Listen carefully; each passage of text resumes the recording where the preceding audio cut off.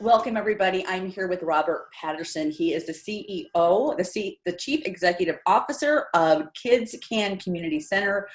Robert, good to see you. Thanks for joining me. Good to see you. Happy spring. Happy spring. I think it was about a year ago.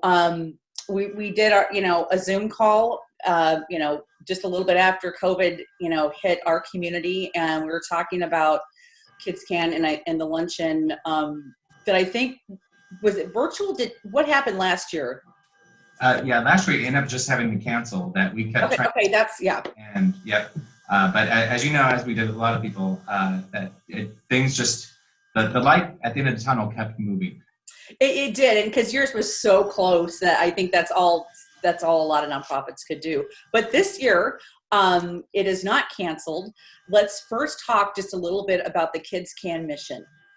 Sure. Kids Can, it's to educate, engage, and inspire children through early childhood care and out-of-school experiences. So it's a whole wealth of things that we could do for kids. Yeah, you do so much for the community, and there's a lot of different layers to it. But this year, again, you're having the event, and you have the Kids Can Do Awards. And who's being honored? So there's a couple people. There's going to be 6 Can Do Awards, and we've announced 3 of them so far. So the Can Do Provider Award through Nebraska Early Childhood. So Don Draher is an early childhood provider. Can Do Future is we're honoring 100 Black women. Wells Fargo is sponsoring that. And we just announced the Can Do Mentor of the Year Award, and that's going to Amy Kocher. So upcoming in the next few days, we'll announce the Can Do Junior, the Can Do Educator, and the Can Do Hope Award recipients. Okay. Well, this year, again, like we said, you're having this event in person. Is it April 22nd? April 22nd. All right. Before we get into the details of the event, let's just talk the Can Do Awards. How does that really connect to the mission of Kids Can? So the Can Do Awards had started over 10, 11 years ago. And obviously Can is part of our name, and there's a reason when we changed our name from social sentiment. Can is an ability, move forward word. And so the Can Do Awards, we just really wanted to honor local organizations and individuals for really going forward and doing kind of more than that, beyond expectations. And we kind of forgot of bringing, flying in somebody to speak, because we have enough talent, we have enough great things happening in our own backyard. We want to celebrate the local people and organizations that we have here in Omaha. Yeah. Okay, so it's April 22nd. Let's talk a little bit about the actual event. We talked before, we started to record kind of who's actually going to be there live, but you're also having the virtual component as well. Yes, so it will be live streamed, and hopefully the technology guards will be with us that day. But there will be some people in person. Obviously, the award recipients, we want to get their reactions as they receive the award. And we can videotape that beforehand, but it's just not the same. So we'll be taking all the precautions that we can, and luckily our community's kind of in a better position than obviously it was a year ago to be able to do that. Yeah. And so the virtual component, can people, do they buy tickets? How do they register? Let's talk about that process. Sure, yeah. If they go to our website, kidscan.org, they can find the link to register to buy tickets or sponsorship. So it's almost like it was previously, where you could buy tables and have different sponsorship levels. But right now it's still live streaming. And hopefully in 2022, we'll see everybody back in person. Yeah, I have a feeling that that's going to happen. Have everybody back. I hope so. Back in person. How can people? They can buy tickets to support the luncheon. Let's just talk about in general. I mean, are there other anything else you want to say about in addition to buying tickets?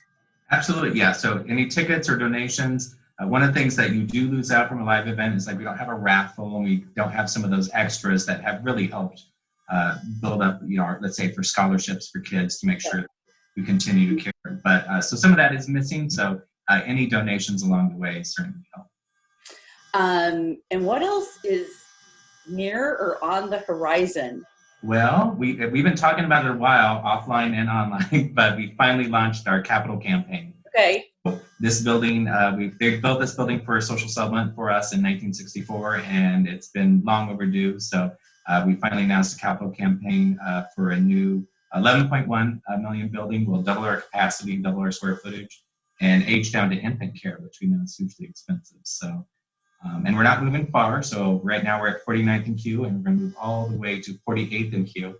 Okay. We won't disrupt services, but it's a great piece of land, and it'll be all one story. So we're really excited about getting started on that. What's your timeline for all that? Well, that goalpost has continued to move as well. Yeah. Okay. But we're hoping to break ground by late summer. Okay, that's really exciting. And again, yeah, having a building that you've been in since 1964, is that what you said?